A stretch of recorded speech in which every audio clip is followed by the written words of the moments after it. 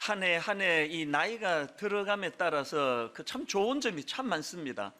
그 중에 제 개인적으로 이 나이가 들어서 좋은 점이 뭐냐 하면은요, 좀 둔감해지는 게 참 좋은 것 같습니다. 이 젊을 때는 별로 중요하지도 않은 그런 거에 막 굉장히 민감하고 그렇기 때문에 또 고민하고 그런 게 많았는데, 이 나이가 들어가면서 이게 둔감해지는 게 복인 것 같습니다. 예를 들면은 요즘에 누가 뭐라고 이렇게 칭찬을 하는데, 그게 좀 둔해져서 그게 그렇게 기쁘고 그렇지가 않습니다. 덤덤하게 받아들여지고요.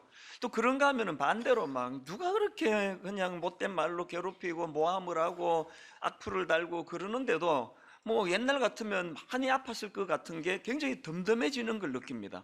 이게 참 나이 들매 복이라고 저는 생각하거든요. 그 별로 중요하지 않은 거에다 무덤덤해지는 거, 이건 참 좋은 것 같습니다. 그런데 이 나이가 들어가서 이렇게 무덤덤해져서 참 좋은 게 많지만 여기 치명적인 문제가 있다는 걸 알았습니다. 이 나이가 들어가면은 자꾸 무덤덤해지는데, 이 불필요한 것에만 무덤덤해지면 좋은데요, 이 나이 들어서 진짜 우리가 놓치고 있는 그 무디어지면 안 되는 것들이 무디어지는 게 많습니다. 예를 들면은 제가 어느 유명한 작곡가 한 분을 잘 알고 있는데요, 이제 이분과 만나서 식사를 하는데 이제 본인의 고민을 이런 이야기를 하는 겁니다. 목사님 정말 기도해 주셔야 되는데, 이 작곡이라는 거는 아주 예민한 그 어떤 그 영감과 이런 것이 있어야 쓰지는 거 아닙니까? 이 사물을 보고 우리 같은 사람은 그냥 다 놓치는 거 하나를 예민하게 잡아내야 그 작곡이 나오고 또 작사가 나오고 하는데, 이분은 수백 곡을 그 히트곡을 낸 작곡가 이름 되면 다 아실 거예요. 이분 고민이 뭐냐? 이 나이가 들어가면서 그게 자꾸 무디어진다는 거예요. 영감이 잘 안 떠오른다는 겁니다. 꼭 목사님 기도해 주셔야 된다고.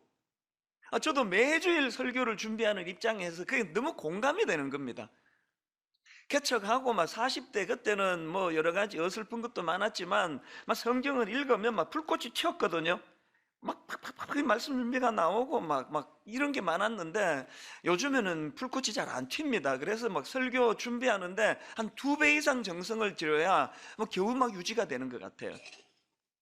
이 나이 들어간다는 것이 이 무디어지는 게 참 좋은 점이 많지만, 이 감정적으로 감각적으로 무디어지는 거, 이게 참 가슴 아픈 일이구나, 요즘에 제가 좀 느끼고 있는데요. 최근에 읽은 책 중에서 그 감동의 습관이라는 책이 있는데, 거기서도 제가 그 저자가 비슷한 고민하는 글을 제가 읽었는데 한번 들어보세요. 나의 기대를 넘어서는 일들에 감동하곤 했습니다. 옛날에 이런 감동이 있었다는 건데요, 그 다음 보세요. 생각하지 못했던 선물, 예상을 뛰어넘는 성과, 뜻밖으로 나를 알아주는 누군가의 마음.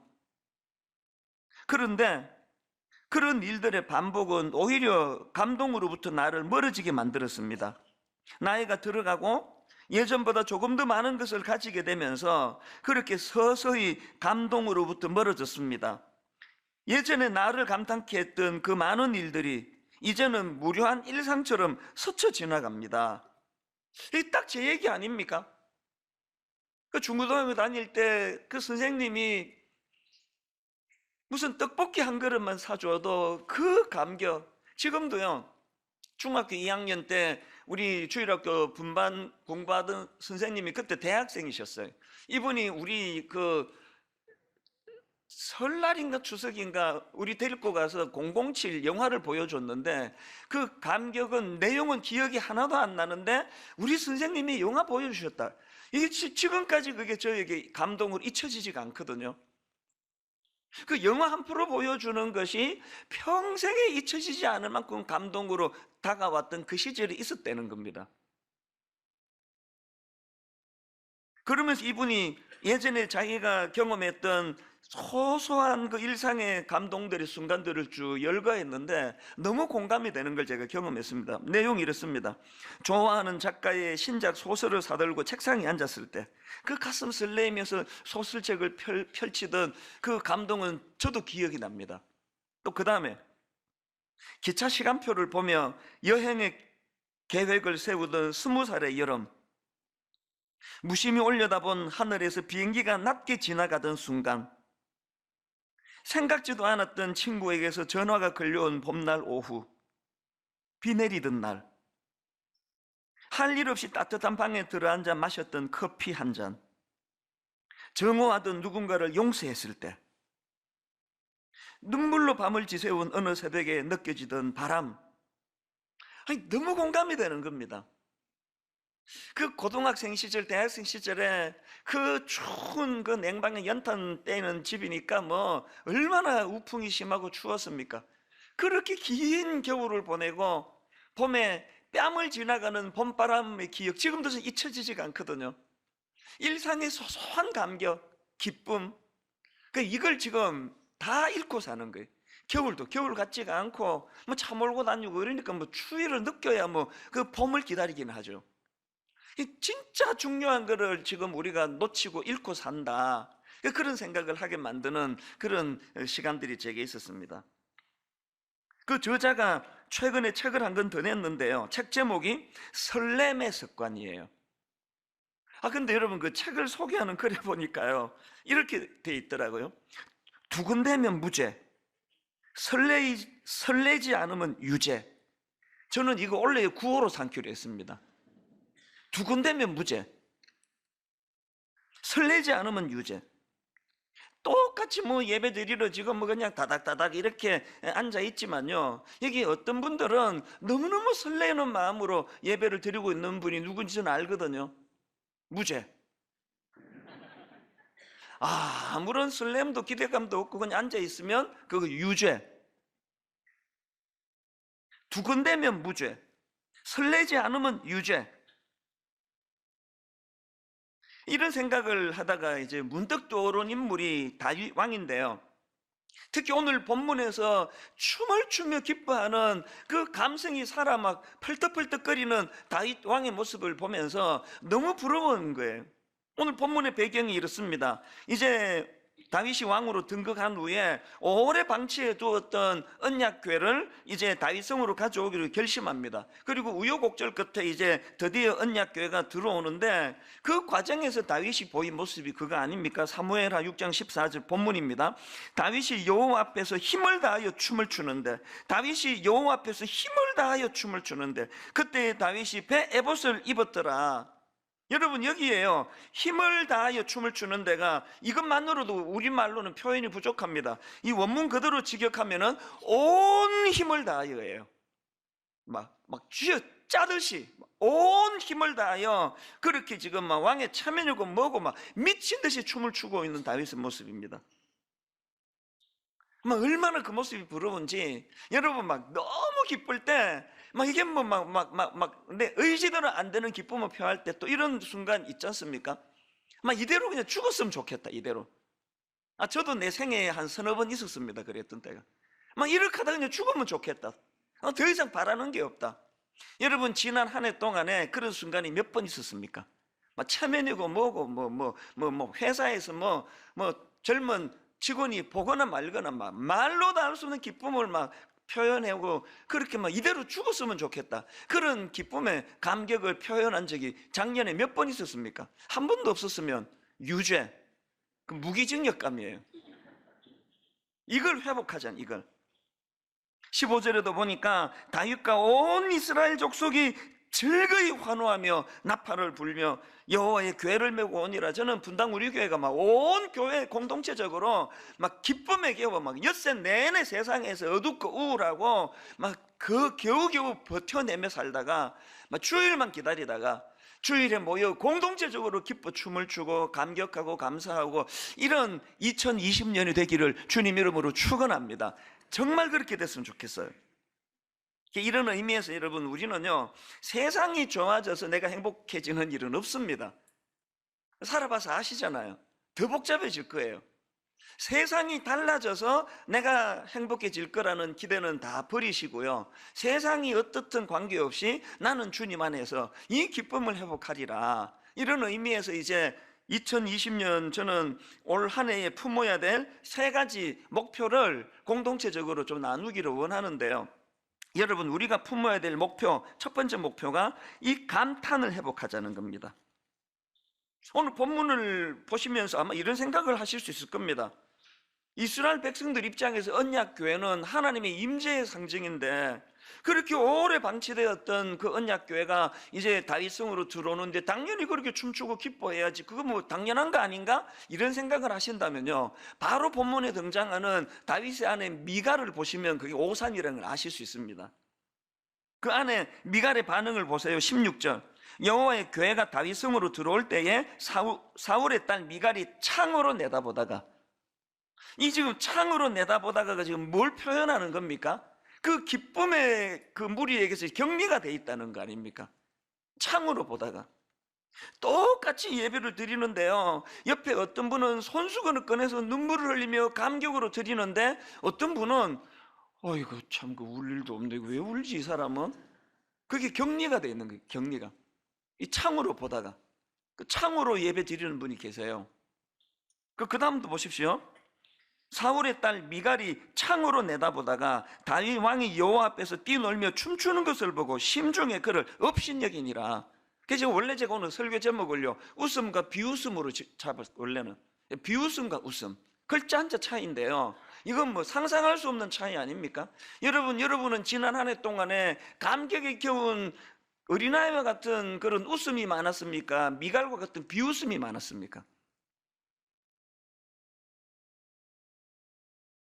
제가 이 유심히 본문을 보니까요, 지금 미갈을 소개하는데 다윗의 아내 미갈로 표현하지 않고 사울의 딸 미갈이 이렇게 표현을 해요. 뭐 많은 의미가 있지만 그 중에 사울의 딸 미갈은 그 공주의 신분 아닙니까? 어릴 때부터 왕궁에서 자라가지고 공주의 신분으로 갖추어야 될 체면과 채통이 많은 거예요. 그 기준으로 남편을 보니까 무슨 왕이 채통머리 없이 이렇게 춤을 추고 있느냐는 거 아닙니까? 저는요, 이게 오늘 우리 모태신앙, 내가 모태신앙이 되다 보니까 모태신앙이 갖고 있는 이 극복하지 않으면 안 되는 문제예요. 선입견이 많은 거예요. 예배는 이래야 된다, 예배는 엄숙해야 되는데 그 왜 성가대 맞추면 왜 박수를 왜 치느냐고. 이 자기가 갖고 있는 그 고정관념의 틀로 말미암아 미갈처럼 왕은 이래야 되는데, 왕은 춤추면 안 되는데 자기를 자꾸 억압하는 거예요. 은혜를 받으면 용솟음치 오르는 기쁨은 이 체면을 밀어내버리거든요. 이 밀어내버려요. 찬양을 듣고도 너무너무 감격해서 하나님께 박수가 나오고, 수고한 분들에 대하여 감사가 나오고, 오늘 우리를 이렇게 억압하는 미갈과 같은 이런 어떤 그 무엇이 우리를 이렇게 감격을 억누르게 만드는가, 그거예요. 예배를 막 드리다가 말씀에 은혜 받고 찬양을 부르는데 보니까 자기도 모르게 손이 올라가는 거예요. 시켜가지고 올리는 건 재미없고요, 보니까 자기 손이 올라가 있는 거예요. 예배 드리면서 이런 적이 몇 번 있으셨습니까? 올 한 해 이걸 회복하자는 겁니다. 세 갈래로 회복을 해야 되는데요, 첫째, 무엇보다도 하나님 주신 은혜에 대해 감탄하는 거예요. 하나님 주신 모든 우주 만물을 보면서, 자연을 보면서 하나님께 감탄하는 겁니다. 시편 8편 1절, 여호와 우리 주여, 주의 이름이 온 땅에 어찌 그리 아름다운지요. 등산하다가 그 하나님의 이 솜씨, 나무 한 그루를 보면서도 가슴이 뛰어본 적이 있습니까? 저는 등산이 너무 좋거든요. 이름 모를 그 나지막하게 생긴 나무 하나, 들풀 하나, 그 등산 가다가 서서 한참을 그것을 들여다보면서 감격을 하면서 설교 영감이 떠오른 적이 여러 번 있었습니다. 길 가다가 그 어느 그 공원, 아무도 눈이 안 가는 그 구석지인데 1cm밖에 안 되는 조그만한 그 생명 하나, 그거를 발견하고 참 마음이 뛰었던 그런 순간이 지금도 잊혀지지가 않거든요. 이 감탄을 회복하셔야 돼요. 그런가 하면은 자기 자신에 대해서 감탄을 회복하셔야 돼요. 우리나라는 나쁜 나라예요. 어릴 때부터 아이들에게 너 자신에 대한 감탄을 꺾어버리는 게 우리나라 아닙니까? 특히 교실. 그런데 여러분, 바로 그 다음 나오는 그 3절 4절을 보십시오. 주의 손가락으로 만드신 주의 하늘과 주께서 베풀어 두신 달과 별들을 내가 보오니 사람이 무엇이기에 주께서 그를 생각하시며 인자가 무엇이기에 주께서 그를 돌보시나이까. 여러분, 제가 제대로 예수 믿고 변화되고 나서 진짜 달라진 게 저를 보는 눈이 달라졌습니다. 저는 뭐 모태신앙인데도 불구하고요, 저는 제대로 은혜 받기 전에는 움직이는 열등감이었습니다. 걸어다니는 열등감이었습니다. 내 삶 자체가 열등감이었습니다. 또 열등감은 가질 만한 요소를 많이 갖고 있었고요, 제대로 은혜 받고요, 내 자신이 너무 매력적인 거예요. 내가 어떻게 이렇게 매력적일까? 이거 뭐 더한 것 같아요. 요새 여전히 뭐 보잘것없고 초라한 것이 많지만, 그럼에도 불구하고 사람이 무엇이기에 주께서 그를 생각하시며 인자가 무엇이기에 주께서 그를 돌보시나이까. 시편 139편 14절에 보니까 내가 주께 감사하오면 나를 지으심이 신묘막척하심이라. 못생기면 못생겨서 신묘막척하고, 잘생기면 잘생겨서, 키가 크면 키가 커서, 작으면 작아서, 은혜 받고 나면요 내 자신에게 감탄이 많이 나와요. 여러분, 진짜 저는 제가 너무 매력적이지 않나요? 난 너무 감탄이 돼, 나 자신에 대해. 3부부터 이 말 빼도록 하겠습니다. 공감이 안 되는 건 빼는 게 좋습니다. 누가 뭐라 그러든지 간에 난 하나님 앞에서 신묘막척한, 여러분 올 한 해 여러분 자신에 대하여 많이 감탄하시기를 바랍니다. 그런가 하면은 그 상대방 주변 사람들에 대하여 이 감탄을 회복해야 돼요. 이웃에 대한 감탄. 오늘 여러분 본문에 미갈을 왜 아내 미갈이라 그러지 않고 사울의 딸 미갈이라 그랬을까? 뭐 많은 이유가 있지만, 진정 남편의 기쁨을 공감할 줄 모르는 그 아내 자격이 없다고 생각합니다. 저는요 이렇게 많은 분들이 설교를 듣지만요, 1부부터 5부까지 예배 마치고 저는 집에 가서 저녁 먹으면서 너무너무 기대하는 게 내 아내의 한마디예요. 오늘 말씀이 좋던데요? 준비를 많이 하셨나 보네 오늘? 그 한마디가 내 모든 피곤을 다 녹이는데, 이분이 이런 말을 절대 안 하세요. 죽으라고 안 해요. 하여튼 교만해질까봐 그러는지. 모든 남편들은요 밖에서 뭐 대접받는 거 그 별로예요. 아내에게 인정받고 싶어. 아내. 그 부인들 마찬가지 아닙니까? 하루 온종일 안에서 시달리고 애 돌보느라고 살림 사느라고 해도 빚도 하나도 안 나는 거, 치워놓으면 또 어지르고, 치워놓으면 또 어지르는데, 남편 들어와가지고 와 당신이 있어서 내가 밖에서 편하게 일했잖아, 당신 정말 대단해, 그 한마디면 하루에 모든 피곤이 다 씻어지는 거 아닙니까? 그거를 못하는 게 우리 아닙니까? 미갈처럼 비웃고 비아냥거리고 왕의 체면도 없이 말이야, 이 그런 말은 사람을 변화시키지 않습니다. 감탄하는 거예요. 감탄. 저는 그 추억에 잊혀지지 않는 장소가 하나 있는데요, 몇 년 전에 제가 이제 미국에 갔는데 그 아는 목사님이 자기 동네에 막 너무 명소가 하나 있다고, 막 관광객도 뭐 엄청 오는 데가 있다고 가자 그래가지고 거기를 갔거든요. 그러고 보니까 뭐 좀 뭐 경치도 좋고 좋던데, 뭐 제가 누굽니까? 나 경상도 사람 아닙니까? 이걸 뭐 그렇게 감동이 된다 그러지? 그래서 뭐 막 미갈처럼 비웃지는 않았는데, 하여튼 뭐 이걸 보러 왔나 해서 그냥 보고 뭐 빨리 갔으면 좋겠고 그러는데요, 세월이 지나면 지날수록 그날이 잊혀지지가 않는 거예요. 점점 그날이 기억에 남는 거예요. 왜냐하면요, 내가 본 경치가 갑자기 좋아졌어가 아니에요. 그때 함께 와 있던 미국 사람들의 반응이 갈수록 잊혀지지가 않아요. 저는 뭐 그냥 뭐 좀 좋은데요, 막 미국 사람들 막 호들갑 알잖아요. 막 와우 막 그러고, 막 어메이징 그러면 그레이스 막 그러고, 막 원더풀 막 그러면서 막 얼마나 막 그걸 막 좋아하는지 갈수록 그게 나 잊혀지지가 않아요. 그러면 이게 나한테 문제가 좀 있구나. 요즘에 제가 자주 그 생각을 해요. 나한테 문제가 좀 있구나. 그 똑같은 걸 보는데 무덤덤하게 보는 제가 요즘에 자꾸 그 생각이 나는 거예요. 그러고 보니까 그 미국은 언어가 많이 쓰면은 발달이 되는 거 아닙니까? 영어로 그 감탄사가 뭐 얼마나 많습니까? 믿음도 하나도 없는 사람들이 뭐 걸핏하면 오 마이 갓! 지저스 크라이스트, 이게 나쁜 말이 돼버렸어요. 하도 그냥 쓸데없는 남발을 해가지고 와우 와우 그 했는데 하여튼 내가 영어가 짧아가지고 그 감탄사를 이것밖에는 내가 인용을 못 하는데요. 뭐 굉장히 많습니다. 그 김정은 교수 책에 보니까요, 미국 사람은 그런 게 아니래요. 이분이 그 독일로 유학을 갔는데요, 그 무뚝뚝해 보이는 독일 사람들만 매일 그 분더바 이 뭐 남발하도 돼. 이 분더바가 뭐냐 하니까 영어로 원더풀이에요.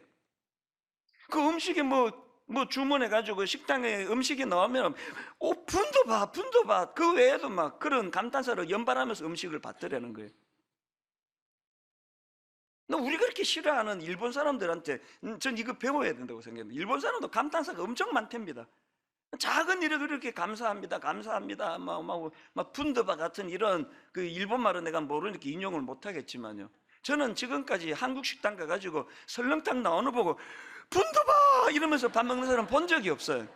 설렁탕 나와도 그냥 밥 먹자 그렇게 하고 먹는 거 아닙니까? 이 문화가 지금 이거 바꿔야 돼요. 작은 거에도 감탄하고. 그래서 아브라함 헷셀의 이 말을 저는 늘 마음에 담습니다. 나는 하나님께 성공을 구한 적이 없다. 다만 경의와 감탄을 구했다. 그리고 하나님은 그것을 허락하셨다. 나는 하나님께 성공을 구한 적이 없다. 다만 경의와 감탄을 구했다. 그리고 하나님은 그것을 허락하셨다. 뒤에 이분이 안 쓴 한마디를 제가 넣었습니다. 그리고 나는 행복했다. 성공이 행복을 가져다 주던가요? 10만 원짜리 호텔 뷔페가 이런 감격 없이 먹으면요 7천 원짜리 설렁탕보다 못해요. 저는 여기 서현역 앞에 있는, 또 군침이 도네요. 서현역 앞에 있는 그 콩나물 국밥 6,500원 하는데요, 야 그거 한 그릇 먹으면서 막 얼마나 행복한지 몰라요. 미국 사람들은 불쌍하다, 이 맛도 모르고 어떻게 사느냐고. 6,500원짜리 콩나물 국밥을 먹으면서도 그렇게 마음이 행복하다면 10만 원짜리 뷔페 먹을 이유가 하나도 없잖아요. 저는 올 한 해 이 감탄 하나님 앞에 이 잃어버린 감탄을 회복하는 한 해가 되시기를 바랍니다. 두 번째로요, 원래 품어야 될 목표가 하나 더 있습니다. 감사를 회복하자는 겁니다. 이 감탄과 감사의 차이를 이따가 설명해 드릴 텐데요, 지금 다윗이 막 왕의 채통이 뭐고 다 벗어 던지고 막 춤을 추며 그렇게 기뻐하는데 아내 미갈이 그거를 가지고 조롱하니까 뭐라고 말하는가 하니까요, 본문 21절입니다. 다윗이 미갈에게 이르되 이는 여호와 앞에 산 것이니라. 그가 내 아버지와 그의 온 집을 버리고, 그 다음부터 자세히 보세요. 나를 택하사 나를 여호와의 백성 이스라엘의 주권자로 삼으셨으니 내가 여호와 앞에서 뛰놀리라. 다윗의 감탄에는요 하나님 은혜에 대한 억누를 수 없는 감사가 있어요. 감사. 이 감탄과 감사의 차이가 뭐냐면은, 감탄은요 제가 사전을 찾아보니까 이 감탄은 마음속 깊이 느끼어 탐복함 이렇게 돼 있더라고요. 감탄은 우러나오는 것으로 내 안에서 일어나는 게 감탄이고요, 감사는 그것을 상대방에게 표현하는 게 감사예요. 그 전에 한자로 제가 풀어드렸잖아요. 이 감사할 때 그 감사는 느낄 감, 사례할 사. 느끼는 것으로는 감사가 아니에요. 그것을 사례할 사자가 뭐냐 말씀드렸죠. 말씀은 쏠사, 이게 합쳐져 가지고 사례할 사자예요. 그냥 속으로 기쁜 건 감탄이고요, 그거를 말씀은 쏠사, 올림픽 때 이 활을 쏘듯이, 사격으로 총을 쏘듯이 말을 쏘을 때 이게 감사예요. 우리는 지금 감사를 잘 모르는 거죠. 감사를 여러분이 알고 있는 감사는 감탄이에요. 그냥 속으로 기뻐하는 거. 이걸 말씀은 쏠사. 그래서 제가 작년에 올 한 해 목표를 그냥 말씀은 쏠사 한자 이것으로만 만들어도 좋겠다 그런 생각이 있습니다. 올 한 해는 말씀은 쏠사, 말을 자꾸 표현하는 겁니다. 윌리엄 아스워드 이런 말을 했습니다. 감사를 느끼지만 표현하지 않는 것은 선물을 포장해 놓고 주지 않는 거랑 똑같다.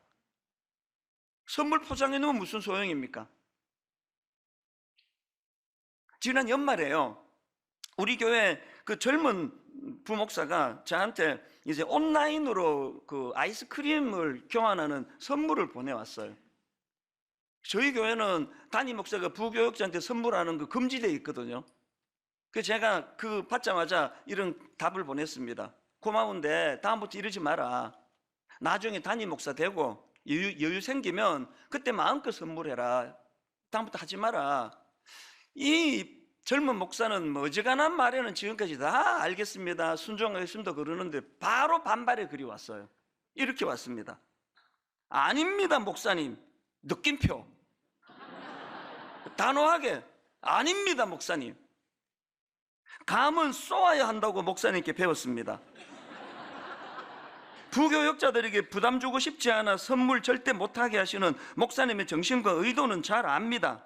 하지만 표현하지 않다 보면 정말 감사를 잃기도 하는 것 같아서 1년에 한두 차례 목사님께 감사 표현하는 것은 전혀 부담스럽지 않습니다. 단호하게 이제 또 너무 세게 말했나 싶었던지 맨 끝에 말 관로하고 방긋 이렇게 마쳤어요.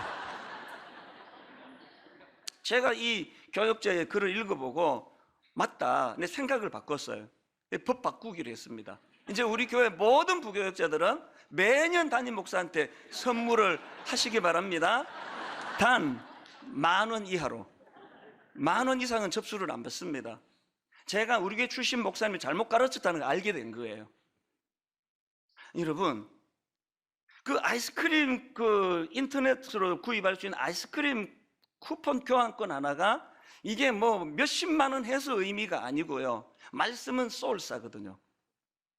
새해에는 감탄이 나오시기를 바라고요. 그 감탄의 중심에 하나님을 향한 은혜에 대한, 십자가에 대한 감사가 녹아있는, 감탄이 녹아있는 그런 감사, 또 그 감탄. 저는 오늘 집에 돌아가셔서 분당 우리 교회 홈페이지가 여러분이 올려주시는 감탄의 글로 거의 마비가 됐으면 좋겠습니다. 몰랐는데 말씀은 쏠쌉니다. 하나님, 이제 하나님 은혜를 내가 막 무한으로 제가 표현하겠습니다. 그래서 여러분, 감사와 관련한 실천사항 2가지를 말씀드리는데요. 감사 노트 쓰기. 지금 이게 전국적으로 반향을 일으키고 있는데 우리 교회는 무덤덤한 것 같아요. 작년에 제가 이 자리에서 결혼 주례를 했는데요. 참 인상적인 건 바로 이 감사 노트 선물로 받은 거거든요. 신부가요, 하객들 전부에게 이 감사 노트를 선물을 했는데 놀라운 게 뭐냐, 밤을 새워가지고요 저한테도 썼어요. 여기에 이찬수 목사님께 저희 결혼식에 주례를 써주셔서 정말 감사합니다 이러면서 쭉 저한테 감사한 걸 썼는데요, 저한테만 쓴 게 아니에요. 모든 하객들 감사 노트에 밤을 새워서 다 쓴 거예요. 제가 이거를 보고요, 이 신랑 이거 복 터졌다, 복 터졌어. 뭐 이거 하나만 보면 어떤 신부인지 알 수 있는 거 아닙니까? 여러분, 이제 이 감사 노트를, 이제 여기 왜 153 감사 노트입니까? 하루에 한 번 하나님께 말씀 묵상하기.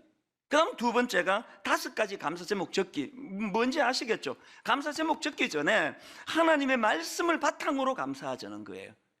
그 다음에 153 하루 3번 감사 표현하기. 말씀은 쏠사. 남편이나 아내에다가 애 둘만 있어도 하루에 3번씩 할 수 있는 거 아닙니까? 점점 이게 확산이 되는 거예요. 교회 홈페이지는 교회 홈페이지답게 너무나 받은 은혜에 대한 감사가 충만하게 넘쳐나는, 그래서 원래부터 실명적으로 하자 그랬습니다. 쑥스러워하지 마시고 이름 가리지 마시고 전심을 다해 하나님께, 성도들에게 감사를 표현하시기를 바랍니다. 아멘 안 하신 분은 마음으로 깊이 결단한다는 뜻이라고 제가 봤습니다. 여러분, 뭐 인복 그러는데요, 인복이 중요하다 그러는데 인복은요, 감사하는 사람에게 오는 게 인복입니다. 감사하는 그 사람에게 인복이 찾아오는 거거든요. 마지막 3번째 목표, 감탄과 감사를 회복하되 예배를 통해 회복하자. 예배를 통해 감탄과 감사를 회복하자. 21절 다시 한번 보세요. 다윗이 미갈에게 이르되 이는 여호와 앞에서 한 것이니라. 그가 내 아버지와 그의 온 집을 버리시고 나를 택하사 나를 여호와의 백성 이스라엘의 주권자로 삼으셨으니 내가 여호와 앞에서 뛰놀리라. 미갈의 말에 반박하는 다윗의 말 시작이 여호와 앞에서고요, 그 말 마무리가 여호와 앞에서예요. 모든 감탄과 감사는 여호와 앞에서예요. 주신 은혜에 대한 감사, 그 감격, 십자가 사랑. 그래서 A.W. 토즈 목사님, 예배 없이 감탄할 수 있지만 감탄 없이 예배할 수 없다. 보니까요, 모든 인간의 약점인데 이 예배도 권태기가 있습니다. 처음에 그렇게 눈물로 예배를 드렸는데 한 2, 3년 드리고 나면 권태기가 와요. 무덤덤해요. 서라 그러면 서고 앉아라 그러면 앉고. 이번에 왜 우리가 성경 봉독할 때 다 일어서기로 한지 아십니까? 권태기를 좀 극복하자는 거예요. 부부간에도 권태기가 오면은 만나는 장소도 밖에서 만나고 호텔에서 만나고 외식도 하고 이런 노력을 해주면은 권태기가 극복이 돼요. 마찬가지입니다. 최근에 제가 존경하는 그 선배 목사님의 동생이 너무나 큰 교회 상처를 받고 등록도 안 받아주는데 우리 교회 와서 지금 예배를 드리고 있는데, 그래서 제가 통화를 했더니 눈물의 메시지를 전했습니다.